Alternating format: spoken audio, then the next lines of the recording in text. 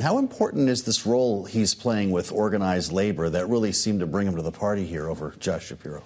Absolutely. This was definitely one of the reasons that made him such a valuable asset when we're looking at there were a couple of other people who were potentially, had the opportunity, but he really could do a few things. One is the Midwestern, first of all, doesn't he just look so happy to be alive? I mean, the smile from ear to he's having a blast.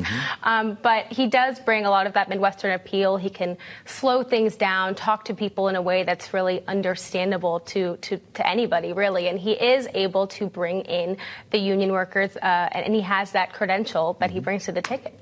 So he was there talking to a room full of people. We also heard Donald Trump talking last night in what was basically just a private but very publicized conversation with Elon Musk on Spaces. No other voices.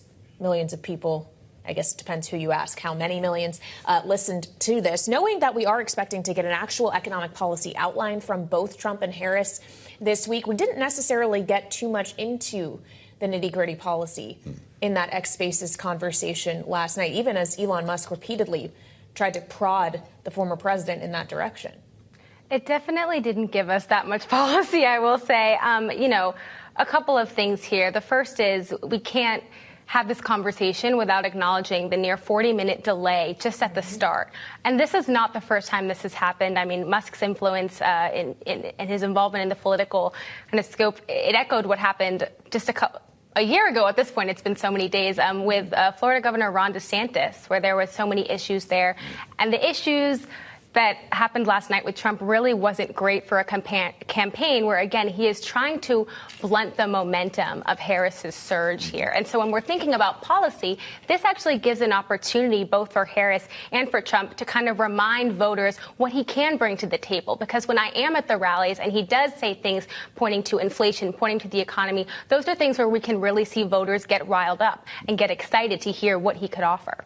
All right, Bloomberg's Hadriana Lowenkron, thank you so much for joining us. And as Hadriana was alluding to, that X Spaces conversation last night did start late following some technical difficulties that Elon Musk tried to explain away. We unfortunately had a massive distributed denial of service attack against our servers. As this massive attack illustrates, there's a lot of opposition to people just hearing what President Trump has to say. For more, let's bring in Bloomberg's Michael Shepard now. So it was a DDoS attack, in the words of Elon Musk. Do we know for sure that that's actually what this was, that this wasn't just an overloading or a flat-out technology failure on the part of X? We don't know for sure, and this hasn't been confirmed. That I think that was one of our first questions last night. Do we buy that explanation? Because, as Hadriana alluded to, we had seen this movie before when Ron DeSantis launched his campaign. We had the same sort of, traffic jam trying to get into the spaces to hear from him and hear from the people who were introducing him. And so it really had a very familiar vibe. I know that you were able to get in before a lot of us, but we were all waiting to get in. And Musk did try to explain it as a DDoS attack. You did see a spike in those down detector reports, and yet attributing it to an outside actor, as both, as Musk in particular tried to do. It was hard to attribute. A lot of outside experts were debunking that by today. A lot of questions about how many people were watching this. Of course, Donald Trump didn't like that conversation and took this out on Truth Social, saying, I spent 2.5 hours last night talking to Elon, first name basis, a fantastic guy, getting all-time record views hits, and the all fake news wants to report is that servers crashed and the show opened a little late. It's 40 minutes late, by the way. He, says he absolutely hates the fake news media.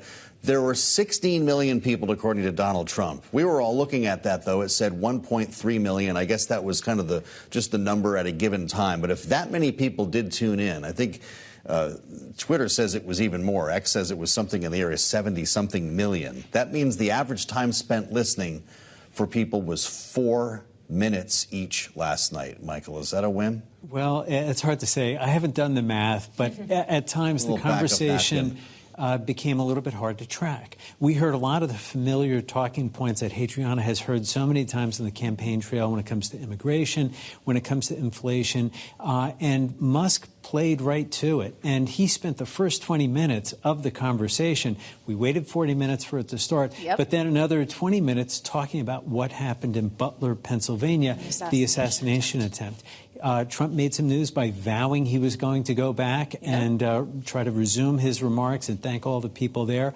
But it meant that he wasn't going to talk about some of the crunchier policy issues we want to hear about. Well, on the subject of an assassination attempt or plot, we also got reporting in the aftermath of that apparently Iran was also involved in some kind of assassination plot. And we have gotten confirmation, really, in just the last few days that the FBI has also probed Iran being involved in a hack into the Trump campaign and some Harris campaign aides as well. What do we know about that, Mike? Well, it's interesting to see all this materialize just weeks after the Office of the Director of National Intelligence warned that foreign governments, including Iran and Russia, would be seeking to influence the election in some fashion, either by enlisting Americans wittingly or unwittingly to spread propaganda. They didn't make mention, the intelligence officials didn't make mention at the time that there might be an attempted hack of a campaign or both campaigns,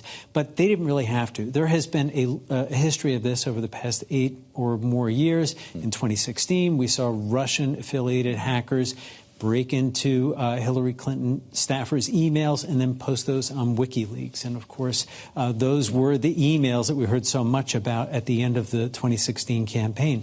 But again, in 2020, we saw Iran get in on the act, and some of its operatives posed as Proud Boys and tried to stir up with disinformation some trouble. So there is a track record for this. What's interesting here is that Iran is taking a bit of a page from Russia's playbook in trying to use these spear phishing attacks that appear to have succeeded with Trump's allies and associates. The Harris campaign says that it was informed by the FBI of a possible attempted intrusion, but it said that its systems were sound, that they have seen no signs of a breach, and that they remain in touch with authorities. September and October are going to be very interesting around here. Bloomberg's Michael Shepard, thank you so much, Michael. As we turn to developing news from just the last hour, sources telling Bloomberg that the U.S. Justice Department is considering a push now to break up Google in the wake of a landmark antitrust ruling against the company last week. Joining us now, the reporter who broke that story, Bloomberg's Leah Nylen. Leah, thank you for being here on what I know is a busy evening for you.